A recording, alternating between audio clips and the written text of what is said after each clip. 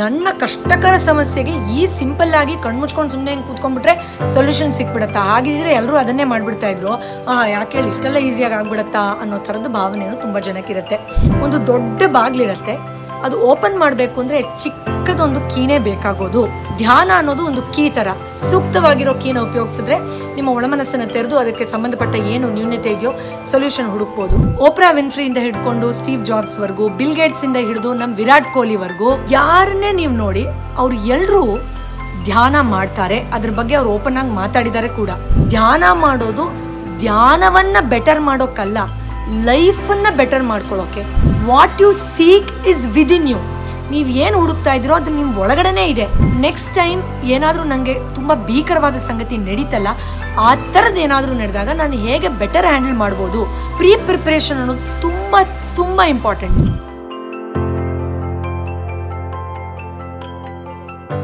ತುಂಬ ಜನ ಅಂದ್ಕೊಳ್ತಾರೆ ಧ್ಯಾನ ಅಂದ ತಕ್ಷಣ ಅದು ಕೇವಲ ಈ ಹೋಲಿ ಸೇಂಟ್ಗಳಿಗೆ ಅಥವಾ ಎಲ್ಲ ಬಿಟ್ಟು ಸಂಸಾರ ಎಲ್ಲ ಬಿಟ್ಟು ಸನ್ಯಾಸತ್ವ ತಗೊಂಡಿರೋರಿಗೆ, ವಿಭಿನ್ನವಾಗಿ ವಿಚಿತ್ರವಾಗಿ ಬಟ್ಟೆ ಹಾಕ್ಕೊಂಡಿರೋರಿಗೆ, ಅಥವಾ ತುಂಬ ಒಂಥರ ಎಲ್ಲರಿಂದ ಐಸೋಲೇಟ್ ಆಗೋಗಿರ್ತಾರಲ್ಲ ಆ ಥರದವ್ರಿಗೆ ಮಾತ್ರ, ಅಥವಾ ಅದಕ್ಕೆ ತುಂಬ ಒಂದು ಸ್ಟ್ರಿಕ್ಟ್ ಡಿಸಿಪ್ಲಿನ್ ಬೇಕು, ಒಂದು ರೀತಿ ವಿಪರೀತವಾದ ಒಂದು ಸ್ಟ್ರಿಕ್ಟ್ ಪಾತನ್ನ ಫಾಲೋ ಮಾಡಬೇಕು. ಸೊ ನಮ್ಮಂಥವ್ರಿಗೆಲ್ಲ ಅದು ಸಾಧ್ಯ ಇಲ್ಲ ಬಿಡು ಅನ್ನೋದು ಕೆಲವ್ರ ಮನಸ್ಸಲ್ಲಿದ್ದರೆ ಇದು ತುಂಬ ಕಾಂಪ್ಲಿಕೇಟೆಡ್ ಇದು.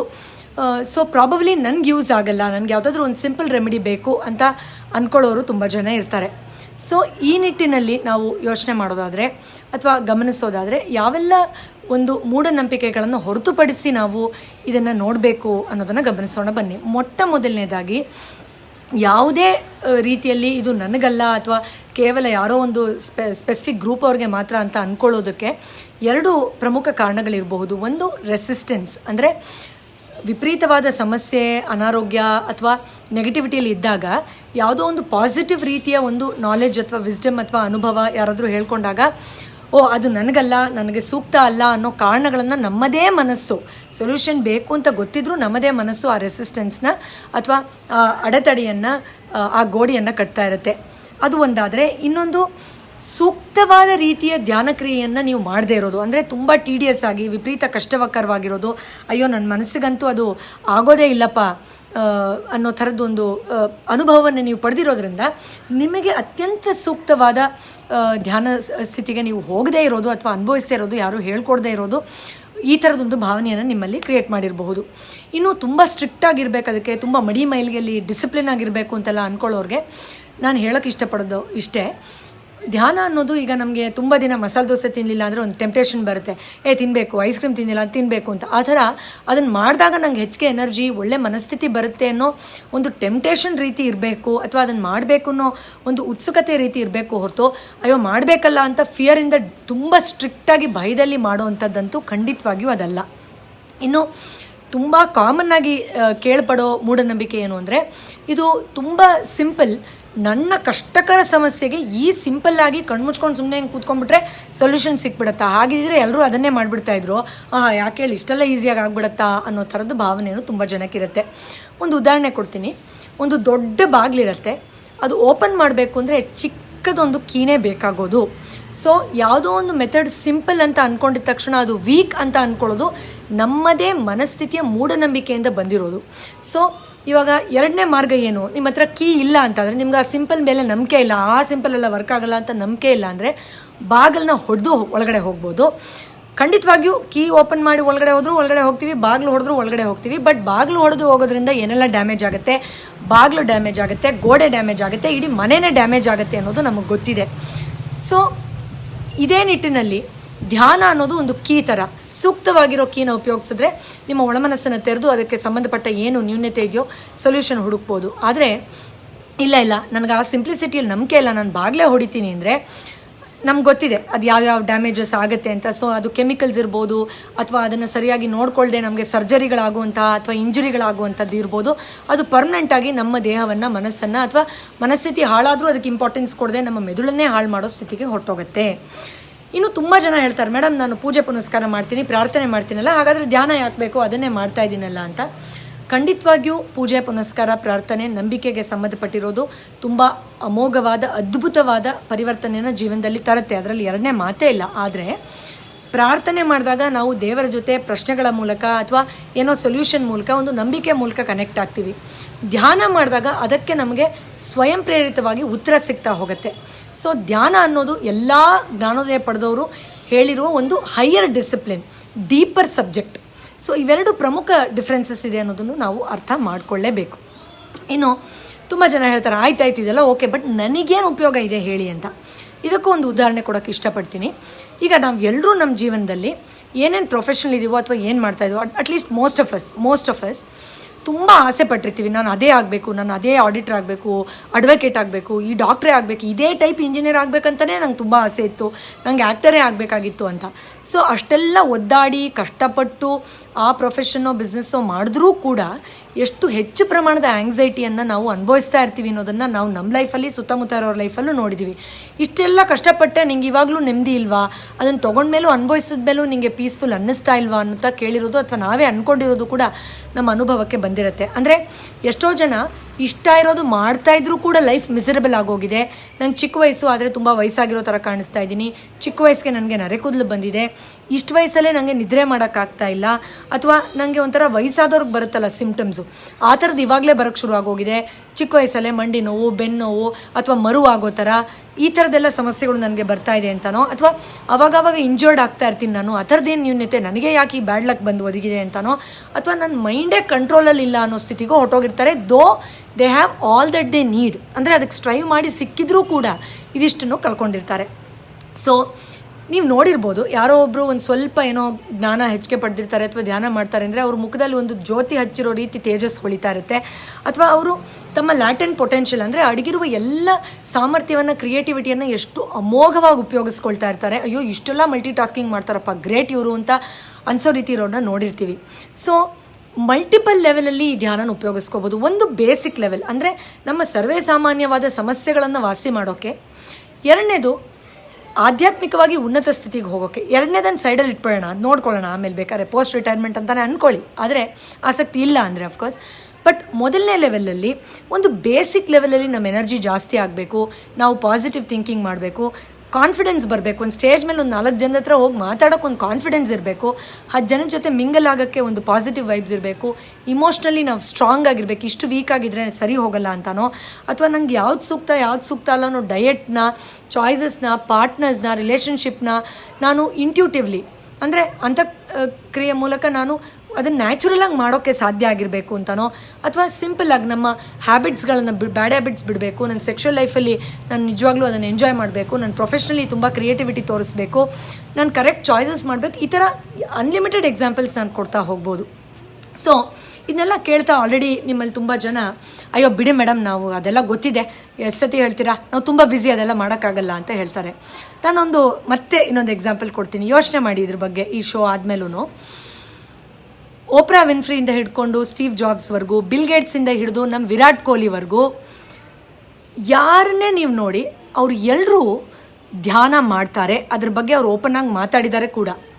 ಸೊ ಇವ್ರಿಗೆಲ್ಲ ಏನು ಮಾಡೋಕ್ಕೆ ಕೆಲಸ ಇಲ್ಲ, ಫ್ರೀ ಆಗಿದ್ದಾರೆ, ಅದಕ್ಕೆ ಧ್ಯಾನ ಮಾಡ್ಕೊಂಡು ಕೂತಿದ್ದಾರೆ ಅಂತ ನಿಮ್ಗೆ ಅನ್ಸುತ್ತಾ? ನಿಮ್ಗಿಂತ ವಿಪರೀತ ಬ್ಯುಸಿ ಅವರು, ಅಷ್ಟು ಮಲ್ಟಿ ಟಾಸ್ಕಿಂಗ್ ಮಾಡ್ತಾರೆ, ಅಷ್ಟು ಅದ್ಭುತ ರೆವಲ್ಯೂಷನ್ನ ಸಮಾಜಕ್ಕೆ ಮಾಡಿದ್ದಾರೆ. ನಾನು ಕೇವಲ ಒಂದು 3-4 ಎಕ್ಸಾಂಪಲ್ ಕೊಟ್ಟೆ, ಅನ್ಲಿಮಿಟೆಡ್ ಎಕ್ಸಾಂಪಲ್ಸ್ ಕೊಡ್ಬೋದು, ಫೇಮಸ್ ಆಗಿರೋರು, ಪಾಪ್ಯುಲರ್ ಆಗಿರೋರು, ಸಮಾಜಕ್ಕೆ ಒಳ್ಳೇದು ಮಾಡಿದವ್ರದ್ದು. ಬಟ್ ಅವರು ಎಲ್ಲರೂ ಧ್ಯಾನಕ್ಕೆ ಪ್ರಾಮುಖ್ಯತೆಯನ್ನು ಕೊಟ್ಟು ಮಾತಾಡ್ತಾರೆ ಅಂದರೆ it is so simple to understand that ಅವರು though they are very very busy, ಅದನ್ನು ಒಂದು ಅತ್ಯಂತ ಮುಖ್ಯವಾದ ಕ್ರಿಯೆಯಾಗಿ ಮಾಡ್ತಾರೆ ಅನ್ನೋದೇ ಅವ್ರದ್ದು ಒಂದು ಕೇಂದ್ರ ಬಿಂದುವಾಗಿದೆ ಅಂತ. ಸೊ ಅವ್ರಿಗಿಂತ ಬ್ಯುಸಿನಾ ನೀವು ಅನ್ನೋದನ್ನು ನೀವೇ ಉತ್ತರ ಕೊಟ್ಕೋಬೇಕು. ಎನಿವೆ, ನಾನು ಯಾವಾಗಲೂ ಈ ಕತೆ ಹೇಳ್ತಾ ಇರ್ತೀನಿ, ಸುಮಾರು ಸತಿ ಹೇಳಿದ್ದೀನಿ. ಒಬ್ಬ ಶಿಷ್ಯ ಗುರುವಿಗೆ ಜ್ಞಾನೋದಯ ಮಾರ್ಗ ಹೇಳ್ಕೊಡಿ ಅಂತ ಯಾವಾಗಲೂ ಕಾಡಿಸ್ತಾನೆ ಇದ್ದಂತೆ. ನಾಳೆ ಹೇಳ್ಕೊಡ್ತೀನಿ, ಮುಂದಿನ ವಾರ, ಮುಂದಿನ ವರ್ಷ ಅಂತ ಅವರು ಮುಂದಕ್ಕೆ ಹಾಕ್ತಾಯಿದ್ರು. ಒಂದು ಸತಿ ಅವ್ನಿಗೆ ತುಂಬ ಕೋಪ ಬಂದುಬಿಡುತ್ತೆ. ಗುರುಗಳೇ, ಎಷ್ಟು ಸತಿ ನೀವು ಹೇಳ್ಕೊಡ್ತೀನಿ ಅಂತ ಹೇಳ್ತಾನೆ ಇದ್ದೀರಾ, ನಂಗೆ ಈಗಲೇ ಹೇಳ್ಕೊಡಿ ಅಂತ. ಸೊ ಅದನ್ನು ಕೇಳಬೇಕಾದ್ರೆ ಅವರಿಬ್ಬರು ಹರಿಯೋ ನೀರಲ್ಲಿ ಸ್ನಾನ ಮಾಡ್ತಿದ್ರಂತೆ. ಸೊ ಆ ಗುರುಗಳು ಅವನ್ನ ಜೋರಾಗಿ ಅದುಮಿ ಉಸಿರು ಕಟ್ಟೋ ಥರ ನೀರು ಒಳಗಡೆ ದೂಕ್ತಾರೆ. ಇನ್ನೇನು ಅವ್ನು ಪ್ರಾಣ ಹೋಗಬೇಕು, ಕೈ ಬಿಡ್ತಾರೆ, ಅವ್ನು ಆಚೆ ಬಂದು ಅಂತ ಜೋರಾಗಿ ಉಸಿರು ತೊಗೊಂಡು, ಏನು ಹಿಂಗೆ ಮಾಡಿಬಿಟ್ರಿ, ನಾನು ಸತ್ತೇ ಹೋಗ್ತಾ ಇದ್ದೀನಿ, ಒಂದು ಉಸಿರು ಒಂದೇ ಒಂದು ಸೆಕೆಂಡ್, ಮಿಲಿ ಸೆಕೆಂಡ್ ಬಿಟ್ಟಿದ್ರು ನಾನು ಸತ್ತೋಗ್ಬಿಡ್ತಾ ಇದ್ದೆ, ಏನು ಈ ಥರ ಮಾಡೋದು ನೀವು ಅಂತ. ಆ ಗುರುಗಳು ಸ್ಮೈಲ್ ಮಾಡ್ತಾ ಹೇಳ್ತಾರಂತೆ, ನೋಡು, ನಿನಗೆ ಜ್ಞಾನೋದಯಕ್ಕೆ ಇಷ್ಟು ಡೆಸ್ಪಿರೇಷನ್ ಅಂದರೆ ನೀನು ಲಾಸ್ಟ್ ಬ್ರೆತ್ ತೊಗೊಳಕ್ಕೆ ಎಷ್ಟು ನಿನಗೆ ಡೆಸ್ಪಿರೇಷನ್ ಬಂತೋ ಅಷ್ಟು ಡೆಸ್ಪಿರೇಷನ್ ಬಂದಾಗ ನೀನು ರೆಡಿ ಇದೆಯಾ ಅಂತ ಅರ್ಥ. ಅಲ್ಲಿವರೆಗೂ ಸುಮ್ಮನಿರು, ನಾನು ಹೇಳ್ತೀನಿ ಅಂತ. ಸೊ ನಿಮಗೆ ನಿಜವಾಗ್ಲೂ ನಾನು ಸಕ್ಸಸ್ಫುಲ್ ಆಗೋಕ್ಕೆ ಅರ್ಹನಿದ್ದೀನಿ, ನನಗೆ ಆ ಕೆಪಾಸಿಟಿ ಇದೆ ಅನ್ನೋ ಸೂಪರ್ ಪವರಲ್ಲಿ ನಿಮ್ಮಲ್ಲೇ ಇರುವ ಆ ಬಿಲೀಫ್ ಸಿಸ್ಟಮ್ನ ನೀವು ಜಾಗೃತ ಮಾಡಿಕೊಂಡ್ರೆ ಮಾತ್ರ ಇದಕ್ಕೆ ಎಸ್ ಅಂತೀರ ಹೊರತು, ಇಲ್ಲಾಂದರೆ ಡೆಫಿನೆಟ್ಲಿ ಪ್ರತಿದಿನ ಕಾರಣ ಕೊಡುತ್ತೆ ನಿಮ್ಮ ಮನಸ್ಸು. ಇವತ್ತು ಬೇಗ ಎದ್ದೇಳಿಲ್ಲ, ಇವತ್ತು ಲೇಟ್ ಆಯಿತು, ಇವತ್ತು ಅದು ಇದು ನಮ್ಮಂಥವ್ರಿಗಲ್ಲ ಅಂತ ನಾನು ಆವಾಗಲಿಂದ ಹೇಳಿದ್ದು. ಯಾವುದಾದ್ರೂ ಒಂದು ಕಾರಣನ ಗ್ಯಾರಂಟಿ ನಿಮ್ಮ ಮನಸ್ಸು ಕೊಡುತ್ತೆ. ಯಾಕೆ ಅಂದರೆ ನಾನು ಮೊದಲೇ ಹೇಳಿದೆ, ರೆಸಿಸ್ಟೆನ್ಸ್ ಅಂದರೆ ನಾವೆಷ್ಟು ನೆಗೆಟಿವ್ ಇರ್ತೀವಿ ಅಂದರೆ ಪಾಸಿಟಿವ್ ಐಡೆಂಟಿಟಿ ಡೆವಲಪ್ ಆಗುತ್ತೆ ಇದರಿಂದ. ಅಂದರೆ ಅದು ನಾನು ಆಗೋಕ್ಕೆ ಚಾನ್ಸೇ ಇಲ್ಲ, ನನಗೆ ಅಷ್ಟು ಆರ್ಥಿಕ ಪರಿಸ್ಥಿತಿ ಇಲ್ಲ, ನಾನು ನೋಡೋಕ್ಕೆ ಚೆನ್ನಾಗಿಲ್ಲ, ನಮ್ಮ ತಂದೆ ತಾಯಿ ಬಡವರು, ನಂಗೆ ಆಸ್ತಿ ಇಲ್ಲ, ನಂಗೆ ಜಾಬ್ ಸರಿ ಹೋಗಲಿಲ್ಲ, ನಾನು ಫೇಲ್ ಆದೆ, ಈ ಥರ ನಮ್ಮ ಬಗ್ಗೆ ನಮಗೆ ನಂಬಿಕೆ ಇಲ್ಲದೆ ಇರೋದ್ರಿಂದ ಅದನ್ನು ಅಟ್ರ್ಯಾಕ್ಟ್ ಮಾಡೋಕ್ಕೆ ಅದು ಯಾವತ್ತೂ ಒಪ್ಪೋದಿಲ್ಲ. ನಿಮ್ಮದೇ ಭಾಗದ ಒಂದು ಮನಸ್ಸು. ಅದರಿಂದ ಯಾರು ಆ ಸೂಪರ್ ಪವರ್ನ ನಂಬ್ತಾರೋ ಅವರಿಗೆ ಇದು ಬೇಗ ಅಟ್ರ್ಯಾಕ್ಟ್ ಆಗುತ್ತೆ ಅನ್ನೋದನ್ನು ನಾವು ಒಪ್ಕೊಳ್ಳೇಬೇಕು. ಇನ್ನೊಂದು ಮೋಸ್ಟ್ ಇಂಪಾರ್ಟೆಂಟ್ ಏನಂದರೆ, ತುಂಬ ಜನ ಹೇಳ್ತಾರೆ ಧ್ಯಾನ ಮಾಡಿದಾಗ ನಂಗೆ ಏನೂ ಕಾಣಲ್ಲ ಮೇಡಮ್, ಧ್ಯಾನ ಮಾಡಿದಾಗ ಏನೇನೋ ಕಾಣಿಸ್ಬೇಕಲ್ವಾ, ಕಲರ್ ಎಲ್ಲ ಹಂಗೆ ಹಿಂಗೆ ಕಣ್ಣು ಮುಚ್ಕೊಂಡು ಮೆಸ್ಮರೈಸ್ ಆಗಿ ಜ್ಞಾನ ತಪ್ಪಿ ಪ್ರಜ್ಞೆ ಹೋಗಿ ಏನೋ ಒಂಥರ ಮೆಸ್ಮರೈಸಮ್ ಥರ ಎಲ್ಲ ಆಗಬೇಕಲ್ಲ, ಅದೆಲ್ಲ ಆಗ್ತಾಯಿಲ್ಲ ಮೇಡಮ್, ನನಗೆ ಕಣ್ಣು ಮುಚ್ಚಿದಾಗ ನೆಗೆಟಿವ್ ಥಾಟ್ಸ್ ಬರುತ್ತೆ ಅಂತ. ನಾನು ಒಂದೇ ಒಂದು ಸ್ಟೇಟ್ಮೆಂಟ್ ಮಾಡ್ತೀನಿ, ಮನಸ್ಸಲ್ಲಿ ಆಮೇಲೆ ಯೋಚನೆ ಮಾಡಿ. ಧ್ಯಾನ ಮಾಡೋದು ಧ್ಯಾನವನ್ನು ಬೆಟರ್ ಮಾಡೋಕ್ಕಲ್ಲ, ಲೈಫನ್ನು ಬೆಟರ್ ಮಾಡ್ಕೊಳ್ಳೋಕ್ಕೆ. I repeat, we meditate not to make meditation better, ಅದು ಇನ್ಎವಿಟೇಬಲ್, ಅದು ಹಾಗೆ ಆಗುತ್ತೆ, but to make life better. So ನೀವು ಧ್ಯಾನ ಮಾಡಿದ ತಕ್ಷಣ ಅವ್ರಿಗೇನೋ ಕಾಣಿಸ್ತು, ನಂಗೆ ಕಾಣಿಸ್ತಾ ಇಲ್ವಲ್ಲ, ಅವ್ರಿಗೆ ಯಾರೋ ರಾತ್ರಿ ಕನ್ಸಲ್ಟ್ ಬಂದರು, ನಂಗೆ ಬಂದಿಲ್ವಲ್ಲ, ಅವ್ರಿಗೆ ಏನೇನೋ ಬಂದು ಏನೇನೋ ಆಯ್ತಂತೆ, ನನಗಾಗಲಿಲ್ವಲ್ಲ, ಅವ್ರು ಹಿಂಗೆಲ್ಲ ಮಾಡಿದ್ರು, ನಂಗಾಗಲಿಲ್ವಲ್ಲ. ನೋ, ಸಾರಿ, ಅದಲ್ಲ ಧ್ಯಾನ. ನೀವು ಒಂದು ಅರ್ಧ ಗಂಟೆಲಿ 1 ಮಿಲಿ ಸೆಕೆಂಡ್ ಅಥವಾ 1 ಮಿನಿಟ್ ಅಥವಾ ಫ್ಯೂ ಸೆಕೆಂಡ್ಸ್ ಒಂದು ನಿರಾಳವಾದ ಸ್ಥಿತಿಗೆ ಹೋಗಿ ಬಂದ್ರಿ, ಅಥವಾ ಅಟ್ಲೀಸ್ಟ್ ಮೀ ಟೈಮ್, ನನಗೆ ಅಂತ ನಾನು ಟೈಮ್ ಕೊಟ್ಕೊಂಡಪ್ಪ, ಏನೋ ಓಡ್ತಾಯಿತ್ತು ಟ್ರೈನ್ ಥರ, ಬಟ್ ಅಟ್ಲೀಸ್ಟ್ ಸುಮ್ಮನೆ ಕೂತ್ಕೊಂಡೆ, ನಾನು ಅಷ್ಟಾದರೂ ಮಾಡಿದ್ನಲ್ಲ, ಬಾಡಿನ ಅಟ್ಲೀಸ್ಟ್ ರೆಸ್ಟ್ ಮಾಡಿದ್ನಲ್ಲ, ನಾನು ಸುಮ್ಮನೆ ಕೂತ್ಕೊಂಡಲ್ಲ ಒಂದು ಅರ್ಧ ಗಂಟೆ ಅನ್ನೋ ಥರ ಒಂದು ಪರ್ಸ್ನಲ್ ಟೈಮನ್ನು, ಅದಕ್ಕೆ ಹೆಸರು ಆಧ್ಯಾತ್ಮ ಧ್ಯಾನ ಅಂತ ಕೊಟ್ಟಿದ್ದೇ ಆದರೆ ಅದರಿಂದ ನಿಮ್ಮ ಲೈಫ್ ಬೆಟರ್ ಹೇಗಾಗ್ತಾ ಹೋಗುತ್ತೆ ಅನ್ನೋದು ಇಂಪಾರ್ಟೆಂಟ್ ಹೊರತು ಧ್ಯಾನದಲ್ಲಿ ನೀವು ಡಿಶ್ಡಮಾರ್ ಜಾದು ಏನು ಮಾಡಿದ್ರಿ ಅನ್ನೋದು ಅಲ್ಲ. ಇದು ತುಂಬ ದೊಡ್ಡ ಮೂಢನಂಬಿಕೆ.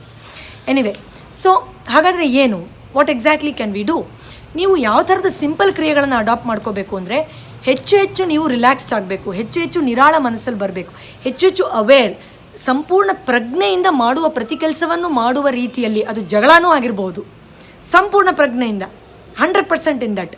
ಸಂಪೂರ್ಣ ಪ್ರಜ್ಞೆಯಿಂದ ಊಟ, ಸಂಪೂರ್ಣ ಪ್ರಜ್ಞೆಯಿಂದ ಮಗು ಜೊತೆ ಆಡೋದು, ಸಂಪೂರ್ಣ ಪ್ರಜ್ಞೆಯಿಂದ ಒಂದು ಗಿಡಕ್ಕೆ ನೀರು ಹಾಕೋದು, ಸಂಪೂರ್ಣ ಪ್ರಜ್ಞೆಯಿಂದ ಒಂದು ಚಿಟ್ಟೆ ಬಂದರೆ ಅದನ್ನು ಅಬ್ಸರ್ವ್ ಮಾಡಿ ಅಲ್ಲಿ ನಿಂತ್ಕೊಳ್ಳೋದು, ಸ್ನಾನ ಮಾಡಬೇಕಾದ್ರೆ ನೀರಿಗೆ ಸಂಪೂರ್ಣ ಪ್ರಜ್ಞೆಯಿಂದ ಅದ್ರ ಜೊತೆ ಕಮ್ಯುನಿಕೇಟ್ ಮಾಡೋದು, ಈ ಥರ I can go on giving unlimited examples. So complete free, complete aware ಆಗುವ ಪ್ರಯತ್ನವನ್ನು ಮಾಡುವ ಕ್ರಿಯೆ ಏನಿದೆ ಅದರಲ್ಲಿ ನಾವು ಹೆಚ್ಚು ಜಾಗೃತರಾಗ್ತಾ ಹೋಗ್ತೀವಿ. ನೀವು ಯಾವುದೇ ಆಧ್ಯಾತ್ಮದ ಪುಸ್ತಕ ತೊಗೊಂಡು ಹೋದಿ, ಡೈರೆಕ್ಟ್ಲಿ ಆರ್ ಇಂಡೈರೆಕ್ಟ್ಲಿ ಈ ವಿಚಾರ ಅದರಲ್ಲಿ ಖಂಡಿತವಾಗಿಯೂ ಚರ್ಚೆ ಆಗಿರುತ್ತೆ. ಎಷ್ಟೇ ಹಳೆ ಪುಸ್ತಕ ತೊಗೊಳ್ಳಿ, ಎಷ್ಟೇ ಹೊಸದಾದರೂ ತೊಗೊಳ್ಳಿ, ಸೈಂಟಿಫಿಕ್ಕಾಗಿ ಕೆಲವ್ರು ಕೇಳ್ತೀರಾ, okay madam theory all good fine, ನಾವು ನೋಡಿದ್ದೀವಿ ಮೆಡಿಟೇಟ್ ಮಾಡೋರೆಲ್ಲ ಉದ್ಧಾರ ಆಗಿರೋದು, ಬಟ್ ಸೈಂಟಿಫಿಕಲಿ ಹೇಳಿ ಅಂತ ಹೇಳ್ತಾರೆ. ಸೊ ಅನ್ಫಾರ್ಚುನೇಟ್ಲಿ ಒಂದು ವೆಸ್ಟರ್ನ್ ಮೈಂಡ್ಸೆಟ್ ನಮ್ಮಲ್ಲಿರೋದ್ರಿಂದ ಅದನ್ನು ಹೇಳಿದ್ರೇ ನಂಬಿಕೆ ಬರೋದಾದರೆ ಅದನ್ನು ಒಂದಲ್ಲ ಎರಡಲ್ಲ ಸಾವಿರಾರು ಉದಾಹರಣೆ ಅದರಲ್ಲೇ ಕೊಡ್ಬೋದು. ಪ್ರತಿ ಸಾರಿ ನಾನು ಸೈಂಟಿಫಿಕ್ಕಾಗೂ as a doctor of alternative medicine ಅದನ್ನು ಹೇಗೆ ನಾನು ಲಾಜಿಕಲಿ ತಿಳಿಸ್ಬೋದು ಅದನ್ನು ಮಾಡ್ತಾನೆ ಬಂದಿದ್ದೀನಿ. ಸೊ ಇದು ಪ್ರೂವನ್, ಸುಮಾರು ರಿಸರ್ಚಲ್ಲಿ ಇದು ಪ್ರೂವ್ ಆಗಿದೆ. ಏನಪ್ಪ ಅಂದರೆ, ನೀವು ಯಾವುದೇ ಗ್ರೂಪ್ ಆಫ್ ಪೀಪಲ್ನ ತೊಗೊಳ್ಳಿ, ಪರ್ಫಾರ್ಮೆನ್ಸ್, ಅವರು ಒಂದು ಟೂಲ್ ಮ್ಯಾನೇಜ್ಮೆಂಟಿಂದ ಹಿಡ್ಕೊಂಡು ಒಂದು 10 ಜನ ಸ್ಟೂಡೆಂಟ್ಸ್ನ ಹ್ಯಾಂಡಲ್ ಮಾಡೋ ರೀತಿನೋ, ಅಥವಾ ಒಂದು ಬ್ಯಾಂಕಲ್ಲಿ ಕೆಲಸ ಮಾಡೋ ರೀತಿನೋ, ಯಾವುದೋ ಬೇರೆ ಬೇರೆ ಫೀಲ್ಡಲ್ಲಿ ಬೇರೆ ಬೇರೆ ಅರೇನಲ್ಲಿ ಅದನ್ನು ಚೆಕ್ ಮಾಡಿದ್ದಾರೆ.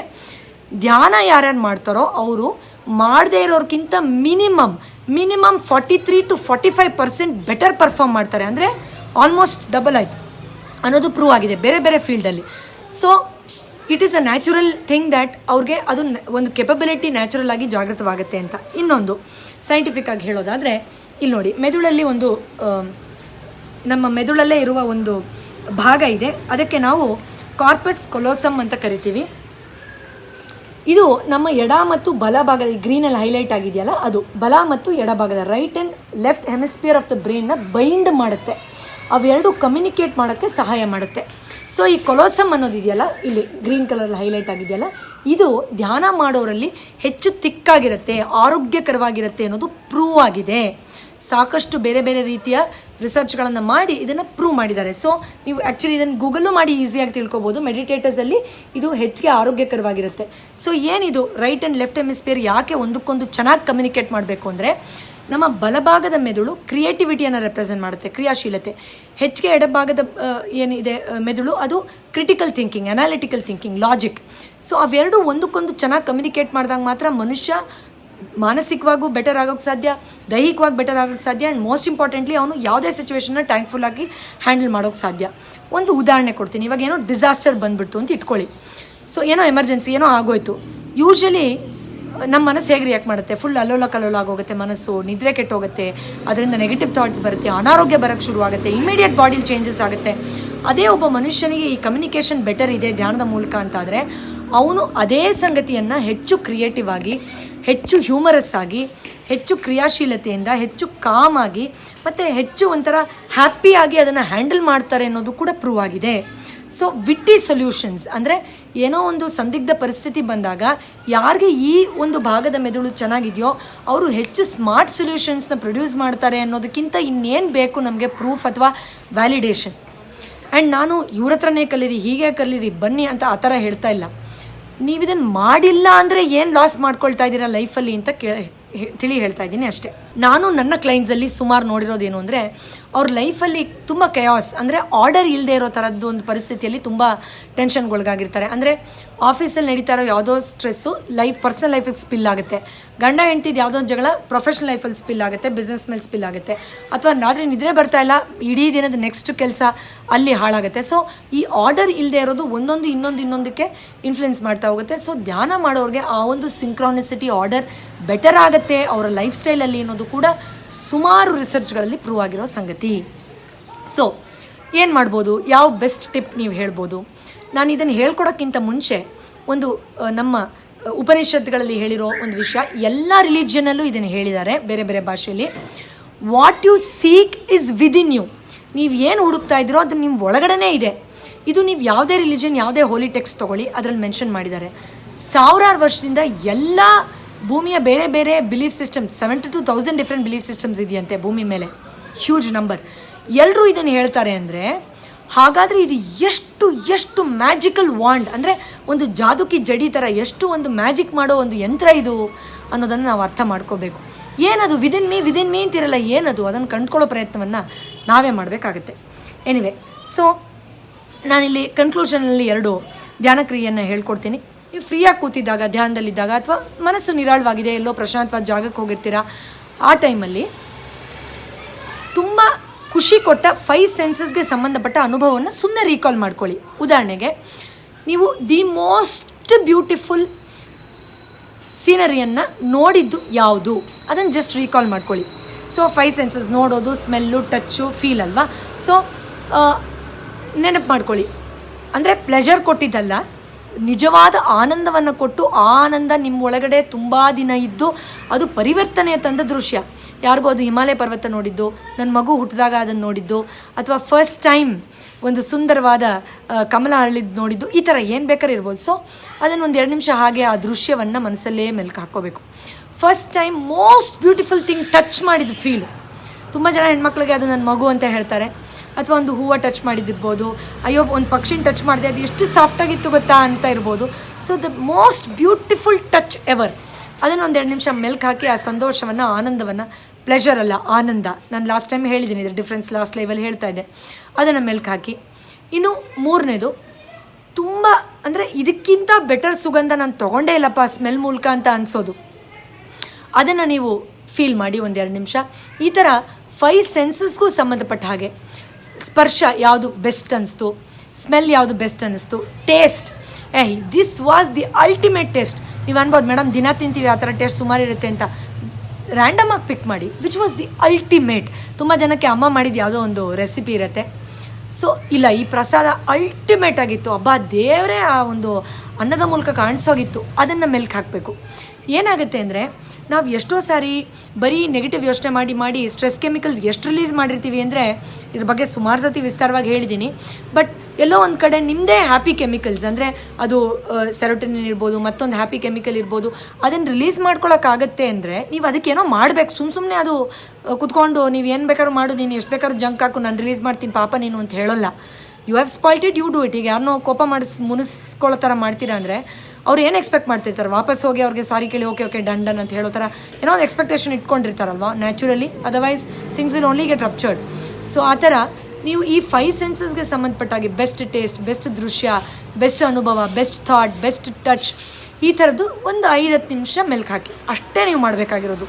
ಆಗ ಮೆದುಳಲ್ಲಿ ರಿಕವರಿಗೆ ಸಂಬಂಧಪಟ್ಟದ್ದು ಆ ಥರದ್ದೇ ಅನುಭವಗಳನ್ನು ಹೆಚ್ಚೆಚ್ಚು ನಾನು ಅಟ್ರ್ಯಾಕ್ಟ್ ಮಾಡಬೇಕು ಅಂದರೆ ಅದೇ ಅನುಭವ ಇಲ್ಲದೆ ಇರಬಹುದು, ಬಟ್ ಅದೇ ಥರದ ಖುಷಿ, ಅದೇ ಥರದ ನೋಟ, ಅದೇ ಥರದ ಸ್ಪರ್ಶ, ಅಂದರೆ ಮನಸ್ಸಿಗೆ ಆನಂದ ಕೊಡುವ, ಏಳಿಗೆ ಕೊಡುವ, ಆ ಹೀಲಿಂಗಿಗೆ ಸಂಬಂಧಪಟ್ಟ ಫೀಲಿಂಗನ್ನು ನಾನು ಟ್ರಿಗರ್ ಮಾಡ್ಕೊಳ್ಬೇಕು ಅನ್ನೋ ಅನುಭವವನ್ನು ಅದು ಜಾಗೃತಗೊಳಿಸ್ತಾ ಹೋಗುತ್ತೆ. ಎಷ್ಟು ಅದ್ಭುತವಾದ ವಿಚಾರ, ಇದನ್ನು ನೀವು ಮಾಡ್ಬೋದು. ಇನ್ನು 2ನೇ ಧ್ಯಾನ, ಇದು ನನ್ನ ಫೇವ್ರೆಟ್.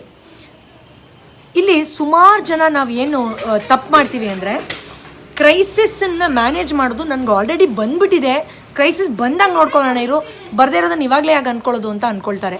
ಬಟ್ ಪ್ರಿಪ್ರೇಷನ್ ಅನ್ನೋದು ತುಂಬ ತುಂಬ ಇಂಪಾರ್ಟೆಂಟ್. ಸೊ ನೆಕ್ಸ್ಟ್ ಟೈಮ್ ಏನಾದರೂ ನನಗೆ ತುಂಬ ಭೀಕರವಾದ ಸಂಗತಿ ನಡೀತಲ್ಲ, ಆ ಥರದ್ದು ಏನಾದರೂ ನಡೆದಾಗ ನಾನು ಹೇಗೆ ಬೆಟರ್ ಹ್ಯಾಂಡಲ್ ಮಾಡ್ಬೋದು. ಫಾರ್ ಎಕ್ಸಾಂಪಲ್, ನಿಮ್ಮ ಪಾರ್ಟ್ನರ್ ಜೊತೆ ಜಗಳ ಇರಬಹುದು, ಅಥವಾ ನಾನೆಲ್ಲೋ ಹೋಗಿ ಕಾರು ಹೊಡೆದೆ, ಆಗ ನಾವು ಹೆಂಗೆಲ್ಲ ಕಿರ್ಚಾಡ್ತೀವಿ, ರೇಗಾಡ್ತೀವಿ ನಮ್ಗೆ ಗೊತ್ತು. How can I better handle that?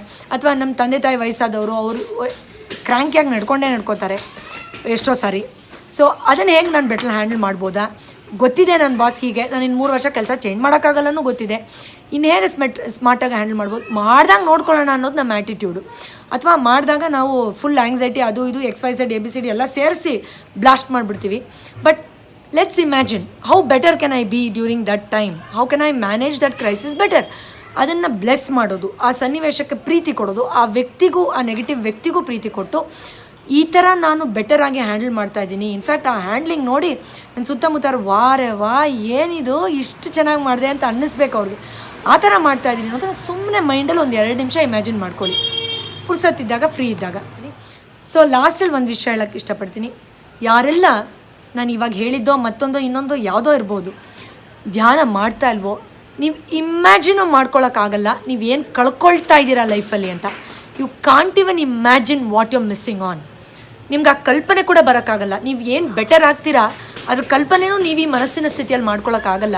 ಯಾರೊಬ್ಬ ವ್ಯಕ್ತಿ ರೆಗ್ಯುಲರಾಗಿ ಮಾಡಿರ್ತಾರೋ 6 ತಿಂಗಳು 1 ವರ್ಷ, ಅವ್ರನ್ನೂ ಕೇಳಿದ್ರೆ ದಿನ ಮಾಡ್ತಿದ್ರಲ್ಲ ಏನಾಯ್ತು ಸರ್ ಅಂತ ಅವ್ರು ಹೇಳ್ತಾರೆ, ಇಷ್ಟೆಲ್ಲ ಅದ್ಭುತಗಳು ನಡೀತೀರಿ ನಮ್ಮ ಲೈಫಲ್ಲಿ ಅಂತ. ಸೊ ಅದು ಫಿಸಿಕಲಿ ಇರ್ಬೋದು, ಇಮೋಷ್ನಲಿ ಇರ್ಬೋದು, ಪರ್ಸ್ನಲಿ ಇರ್ಬೋದು, ಅಥವಾ ಸ್ಪಿರಿಚುಲಿ ಇರ್ಬೋದು. It could be anything, and definitely mentally ಇರಬಹುದು. ಸೊ ಐ ಹೋಪ್ ಈ ಮಾಹಿತಿ ನಿಮಗೆ ಉಪಯೋಗ ಆಗುತ್ತೆ ಅಂತ. ನಾನು ಯಾವಾಗಲೂ ಹೇಳ್ತಿರ್ತೀನಿ, ಈ ಕೋಟ್ ಕೂಡ ಬರೆದಿದ್ದೀನಿ, ನೀವು ಯಾರಿಗಾದ್ರೂ ಬೆಸ್ಟ್ ಗಿಫ್ಟ್ ಕೊಡ್ಬೋದು ಅಂತಾದರೆ ಅದು ಧ್ಯಾನ ಕಲಿಸೋದು ಬಿಟ್ಟು ಧ್ಯಾನ ಮಾಡಿ ಅಂತ ಇನ್ಫ್ಲುಯೆನ್ಸ್ ಮಾಡೋದು ಬಿಟ್ಟು ಬೇರೆ ಯಾವುದೂ ಆಗೋಕ್ಕೆ ಸಾಧ್ಯನೇ ಇಲ್ಲ. ಆದ್ದರಿಂದ ಈ ಇನ್ಫಾರ್ಮೇಷನ್ ಆದಷ್ಟು ನಿಮ್ಮ ಸ್ನೇಹಿತರ ಜೊತೆ, ನಿಮ್ಮ ಪರಿಚಯಸ್ಥರ ಜೊತೆ ಹಂಚ್ಕೊಳ್ಳೋ ಪ್ರಯತ್ನವನ್ನು ಅಟ್ಲೀಸ್ಟ್ ಮಾಡಿ. ಇಷ್ಟ ಆದರೆ ಈ ಪೇಜ್ನ ಲೈಕ್ ಮಾಡಿ, ಫಾಲೋ ಮಾಡಿ. ಥ್ಯಾಂಕ್ ಯು ಸೋ ಮಚ್ ನಿಮ್ಮೆಲ್ಲ ಸಪೋರ್ಟಿಗೂ. ತುಂಬ ಖುಷಿಯಾಗುತ್ತೆ ನೀವೆಲ್ಲ ಪರಿವರ್ತನೆಯ ಕಡೆ ಚಿಕ್ಕ ಚಿಕ್ಕ ಸ್ಟೆಪ್ಸನ್ನು ತೊಗೊಳ್ತಾ ಇರೋದು. ಬೇಬಿ ಸ್ಟೆಪ್ಸೇ ಕೊನೆಗೆ ದೊಡ್ಡ ಪ್ರಮಾಣದಲ್ಲಿ ನಮ್ಮನ್ನು ಸ್ಟ್ರಾಂಗ್ ಮಾಡೋದು. So I wish you all the best. ಮತ್ತೆ ಸಿಗ್ತೀನಿ. ನಮಸ್ಕಾರ. ಒಳ್ಳೆದಾಗಲಿ. ಮುಂದಿನ ವಾರ ಇನ್ನೊಂದು ಔಷಧ ರಹಿತ ಚಿಕಿತ್ಸೆಯ ಜೊತೆ ಭೇಟಿಯಾಗೋಣ. ಅಲ್ಲಿವರೆಗೂ ಎಲ್ರಿಗೂ ಒಳ್ಳೆದಾಗಲಿ. ನಮಸ್ಕಾರ.